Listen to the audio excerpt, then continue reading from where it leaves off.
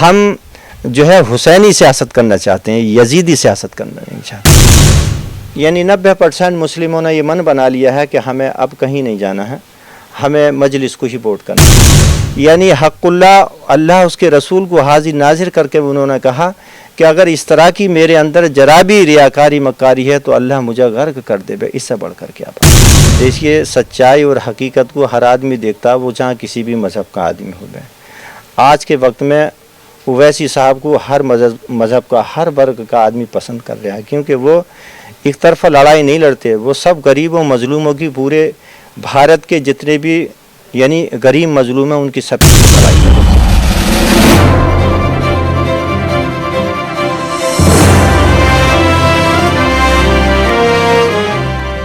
सलाम आदाब। हम निकल चुके हैं पश्चिमी यूपी के दौरे पर। कुछ ही महीनों बाद यहां पर नगर निकाय के चुनाव होने वाले हैं।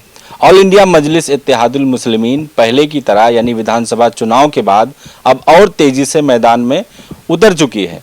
हम पहुंच चुके हैं मुरादाबाद, और ये मुरादाबाद का कुंदरकी विधानसभा है। मुरादाबाद से समाजवादी पार्टी के सांसद और कुंदरकी से भी यहाँ पर जो विधायक हैं वो समाजवादी पार्टी के हैं। शफीकुर रहमान बर्क का आपने नाम सुना होगा, उनके पोते यहाँ से विधायक हैं। अब चूंकि यहाँ पर नगर निकाय का चुनाव होने वाला है, इसकी वजह से ऑल इंडिया मजलिस इत्तेहादुल मुस्लिमीन लगातार कुछ दिनों के यहाँ पर दौरे पर है, पब्लिक मीटिंग कर रही है, पदाधिकारियों के साथ मुलाकात कर रही है। हमारे साथ एक ऐसे लोकप्रिय नेता जो संगठन मंत्री हैं ऑल इंडिया मजलिस इत्तेहादुल मुस्लिमीन के, हाफिज मोहम्मद वारिस। हम इनसे बातचीत करेंगे कि आखिर यहाँ पर किस तरीके से अब तैयारी कर रहे हैं। सबसे पहले आपका बहुत बहुत स्वागत है। सवाल तो और भी पहले हैं, लेकिन आपके तक पहुंचने के लिए हम जिस रास्ते से आए हैं, डींगरपुर से कुंदरकी जो 5-6 किलोमीटर का रास्ता है, ये जो बेहतरीन रास्ता बना है ये किसकी देन है कि जहां पर हमें लगा ही नहीं कि हम सड़क पर चल रहे हैं या गड्ढे में चल रहे हैं। वो तो बारिश का वक्त नहीं स्विमिंग पूल का यहाँ पर बढ़िया इंतजाम हो जाता। ये इतना खूबसूरत रास्ता देने की जो सिर्फ़ और सिर्फ वजह है वो हमारे जो कौम के रहनुमा कहलाते हैं, कौम के मसीहा कहलाते हैं, डॉक्टर शफीकुर रहमान बर्क साहब, जो वर्तमान में इस वक्त जो है MP हैं। उनके पोते साहब जो है यहाँ के MLA हैं। ये सिर्फ़ और सिर्फ उनकी देन है। या पूर्व में रहे हाजी रिजवान साहब, यहाँ सब यानी अपने अपने मफाद के लिए इन्होंने यानी MLA और MP बने। किसी ने रास्तों का या स्कूल का या किसी मेडिकल कॉलेज का कोई इस तरह का काम इन्हें नहीं सूझा, बल्कि अपने अपने कामों में मुब्तला हैं। करोड़पति अरबोपति ये लोग हो गए हैं। आज भी रोड इतनी ख़राब है कि इतनी दिक्कत परेशानी है, और आज से नहीं। रोड कब से ख़राब है या जल्दी? तकरीबन इस रोड को ख़राब हुए तकरीबन 5-6 साल हो गए। 5 साल से यही दिक्कत परेशानी है कि लोगों ने रास्ता बंद कर दिया। 5-10 किलोमीटर घूम कर वो आते हैं, तब अपने घर पर पहुंचते हैं। आपने खुद देखा होगा, 1 फीट नहीं बल्कि 2-2, 3-3 फीट गहरे गड्ढे हैं। पूरी रोड टूटी पड़ी है, और आज तक ये किसी भी नेता को ये रोड नहीं दिखा। इसके लिए कोई आवाज़ नहीं उठाता है? चूँकि विधायक भी समाजवादी पार्टी के, सांसद भी समाजवादी पार्टी के, तो कुछ तो इनकी तरफ से कोशिश होती होगी। देखिए, आवाज़ तो इतनी उठाई जा रही है, कभी जनता धान भी लगाती है उस रोड में, तब भी इन्हें दिखाया जाता है। यानी हर तरह से वहाँ दिखाया जा रहा है, आवाज़ भी उठा रही है जनता, मगर इन्होंने कभी भी ये इस चीज़ को आगे नहीं बढ़ाया कि ये रोड बननी चाहिए, जिससे कि लोगों की इतनी तकलीफ परेशानी है।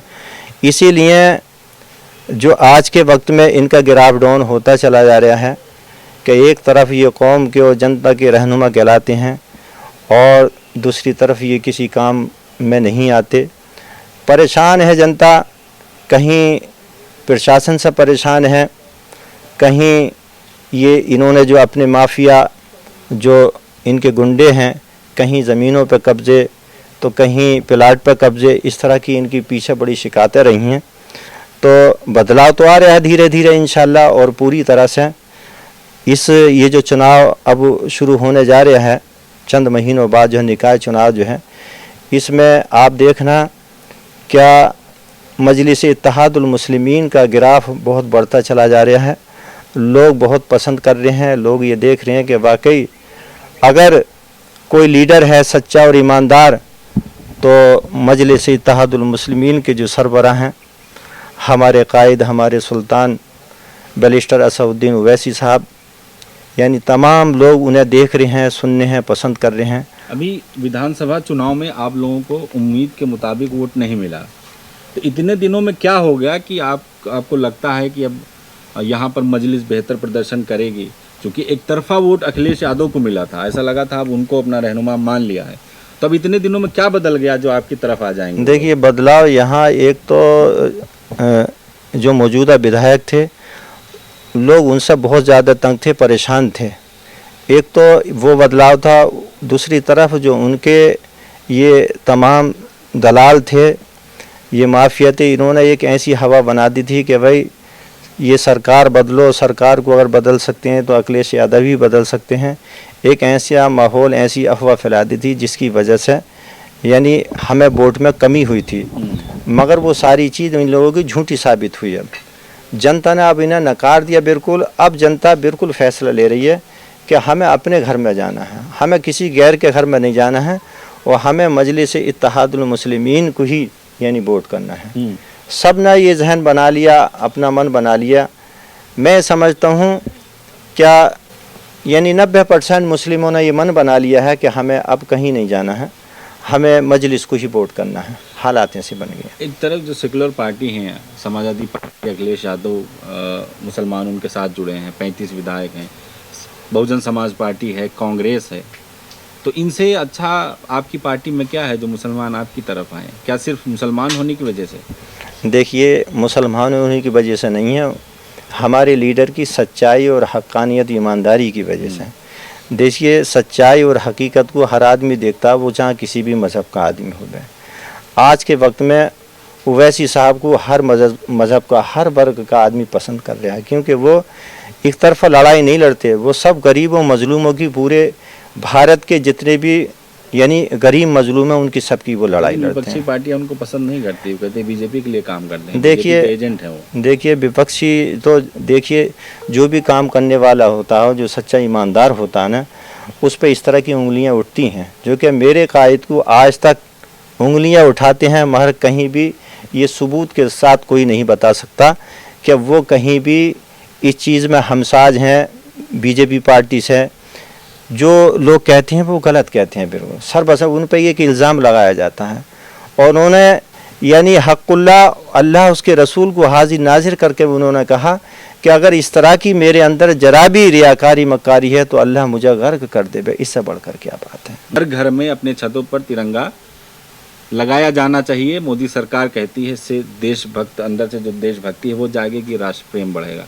देखिए ये सिर्फ जो है सरकार की नाकामयाबी छुपाने के लिए जो है इस तरह के ये जो है ये तिरंगा यात्रा, कभी तिरंगा घर पे लगाना, देखिए ये सब अपने दिल में मोहब्बत होनी चाहिए अपने देश के लिए। ठीक है, तिरंगा तो आज से नहीं, हम पहले से ही लगाते चले आ रहे हैं, समझिए, हम अपने पुरखों से लगाते चले आ रहे हैं। तो हमें अपने देश के लिए सबसे पहले हमारे दिल में मोहब्बत होनी चाहिए, देशभक्ति दिल में होनी चाहिए। तिरंगा तो हम ज़माने से लगाते चले आ रहे हैं। सरकार अपनी नाकामियाँ छुपाने के लिए ये इस तरह के ये फार्मूले बना कर ला रही है सरकार। इसके अलावा एक और चीज़ है जो भी चर्चा में है, लेकिन बहुत ज़्यादा लोग जो है प्रदर्शन कर रही हैं। आपको क्या लगता है कि महंगाई है देश में? मेरे भाईजान, आप महंगाई नहीं देख रहे कि फिर आवाज़ नहीं उठा रहा है? आवाज़ बराबर उठाई जा रही। जब हर चीज़ पे जीएसटी लग जाएगी, खाने वाली चीज़ पे, आटे पे, चावल पे, आज आटा जो है 30 रुपये किलो से भी अधिक होने जा रहा है, तो ये महंगाई नहीं दिखाई दे रही। सिलेंडर है गैस का, गरीब आदमी क्या करेगा? तकरीबन 1100 रुपये का सिलेंडर है आज के वक्त में। हर चीज़ पे महंगाई, और जो ज़रूरी चीज़ है जो कि हर आदमी गरीब मजलूम के लिए भी ये गैस है, बिना गैस के रोटी नहीं बन सकती, बिना मान लीजिए आटे के चावल के यानी पेट नहीं भर सकता। अब इन चीज़ों की आप महंगाई देख लीजिए तो महंगाई कैसे नहीं है? डीजल पेट्रोल कह रहे हैं कि बाहर हमें महंगा मिलता है, क्या आप रिचार्ज करा सकते हैं तो पेट्रोल नहीं डलवा? देखिए वो मंत्री ये सब बयान देते हैं। ये जिम्मेदारी तो सब सरकार की बनती है। ये जो है क्या यानी चीज़ अगर कहीं से महंगी आ रही है तो वो उसे सस्ती कर सकती है, ये सरकार के अंडर में होती है। तो ये सब जो है ये सरकार की नाकामी होती चली जा रही है दिन ब दिन जो है।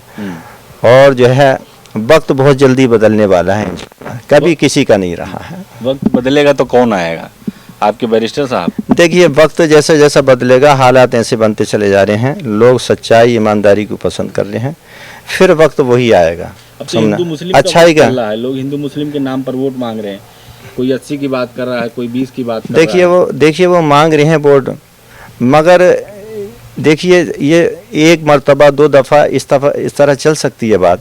धीरे धीरे हमारे जो गैर मुस्लिम भाई में हिंदू भाई वो भी समझ गए कि वाकई जो है देश जो है एक तबाही की तरफ जा रहा है और देश में कोई भी विकास का कोई काम अच्छा नहीं हुआ है, इसलिए सब लोग समझ रहे हैं। इसीलिए ये सरकार चली जाएगी, कभी किसी के नहीं। आपने देखा अब से पहले जो अब से 30 साल पहले जाइए, यही बीजेपी की पार्टी थी, यानी एक सांसद इन पर हुआ करते थे। आज देखिए कितनी बड़ी तादाद जो है फुल फ्लेश इनकी सरकार चल रही है। आपने पीछे देखा हो कभी फुल फ्लेश जो है मान लीजिए यानी कांग्रेस की आई, यानी फुल फ्लेश कभी बीएसपी की आई, कभी समाजवादी की आई। तो ये कुदरत का निज़ाम है, समझिए। आज किसी आपकी भी आएगी फुल मेजॉरिटी इंशाअल्लाह। देखिए हमारी कोशिश बराबर है और हम बिल्कुल सच्चाई के और हक़ानियत के साथ हम सियासत जो है सियासत इस तरह से करना चाहते हैं। हमारे कायद और उनके जितने भी जो है पार्टी के ज़िम्मेदार हैं और सब लोगों को वो यही मैसेज, हम एक दीन और इबादत समझ के इस सियासत को करना चाहते हैं।